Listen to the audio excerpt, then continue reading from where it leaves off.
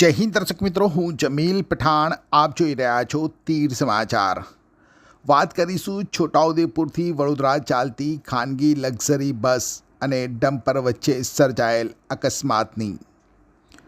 જી હા, છોટાઉદેપુર જે ખાનગી લક્ઝરી બસો ચાલે છે તે પૈકીની એક GJ6Z 3663 નંબરની કે જેના મેન કાચ ઉપર એટલે કે મેન ગ્લાસ ઉપર અંગ્રેજીમાં સુપર લખેલું છે અને એટલે જ સુપરના નામથી ઓળખાતી આ ખાનગી લક્ઝરી બસનો અકસ્માત થયો છે.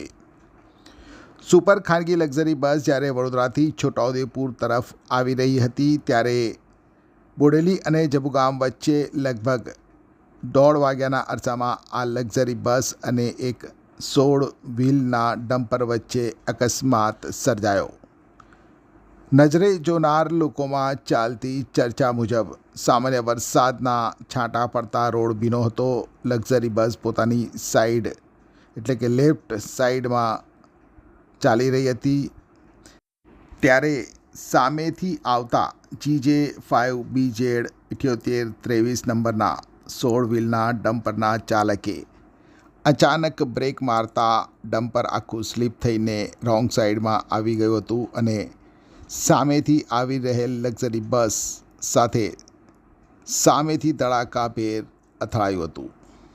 જોકે લક્ઝરી બસના ચાલકે બચાવ કરવાનો પ્રયાસ કર્યો હતો અને બચાવમાં બસને વાળવાનો પ્રયાસ કર્યો, છતાંય ડમ્પર ટ્રક બસની ખાલી સાઈડના ભાગમાં અથડાયું હતું. અકસ્માત સર્જાતા બસમાં સવાર મુસાફરો હેબતાઈ ગયા હતા. જોકે સદનસીબે કોઈ જાનહાનિ થઈ ન હતી, પરંતુ બસમાં સવાર મુસાફરો પૈકી મહિલા સહિત 4 મુસાફરો ઇજાગ્રસ્ત બન્યા હતા, જેઓને 108 દ્વારા જબુગામની સરકારી હોસ્પિટલ લઈ જવાયા છે. અકસ્માતને લઈ નેશનલ હાઈવે નંબર 56 ઉપર અડધો કલાક સુધી ટ્રાફિક જામની સ્થિતિ સર્જાઈ હતી. છોટાઉદેપુર સહિત રાજ્ય, દેશ અને દુનિયાના સમાચાર જોવા માટે સબસ્ક્રાઈબ કરો તીર સમાચાર અને બેલ આઇકોન જરૂર દબાવો.